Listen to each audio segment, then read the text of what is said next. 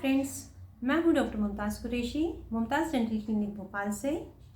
आज का टॉपिक है डेंटल स्केलिंग से जुड़े मिथ्स को दूर करना।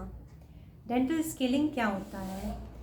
डेंटल स्केलिंग में हैंड इंस्ट्रूमेंट या अल्ट्रासोनिक इंस्ट्रूमेंट से दांतों को क्लीन किया जाता है। आपके जो डेंटिस्ट हैं वो स्केलर की हेल्प से दांतों के ऊपर जो प्लाक, टाटर या जो स्टेन्स जमा हो जाते हैं उसको रिमूव करके दांतों को क्लीन कर देते हैं।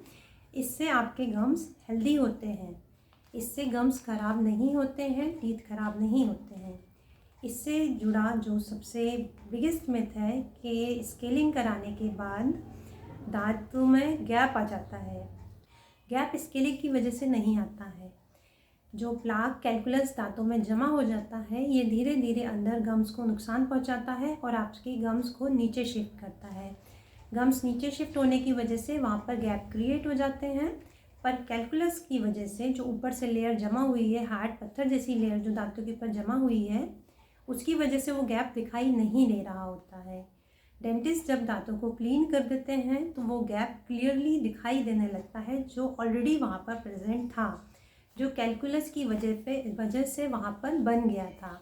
अगर उस कैलकुलस को, उस प्लाक को वहाँ से रिमूव नहीं किया जाता तो ये आगे पायरिया में कन्वर्ट हो जाता, क्योंकि जो गैप अभी थोड़ा दिखाई दे रहा है कैलकुलस और इन्फेक्शन की वजह से धीरे धीरे आपके बोन लॉस को बढ़ा देता और दांत हिलने लगते हैं। दूसरा मिथ है कि स्केलिंग कराने से दांत घिस जाते हैं।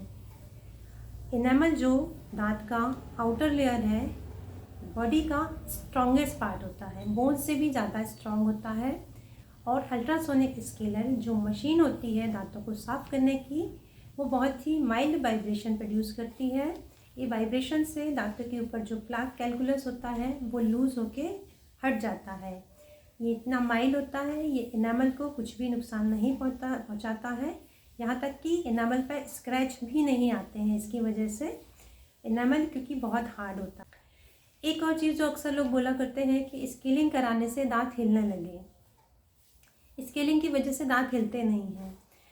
जब प्लाक, कैलकुलस जो भी डिपॉजिट दांतों पे जमा हो रहा है, इसको बहुत लंबे समय तक इग्नोर किया जाता है तो बोन लॉस होने लग जाता है।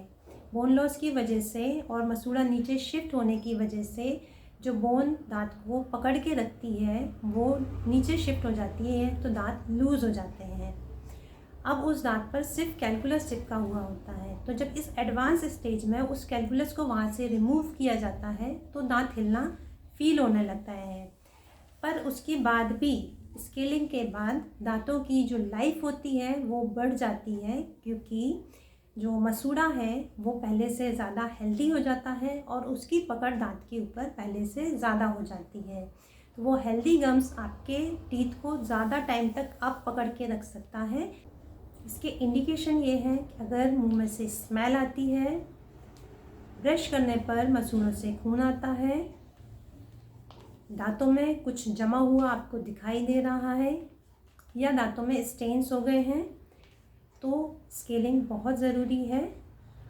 वैसे तो सभी को हर 6 महीने में स्केलिंग कराना चाहिए, इससे ओरल हाइजीन बहुत अच्छी रहती है। इसके अलावा भी अगर आप और कुछ जानना चाहते हैं तो आप मुझे कमेंट करके बता सकते हैं। Thank you.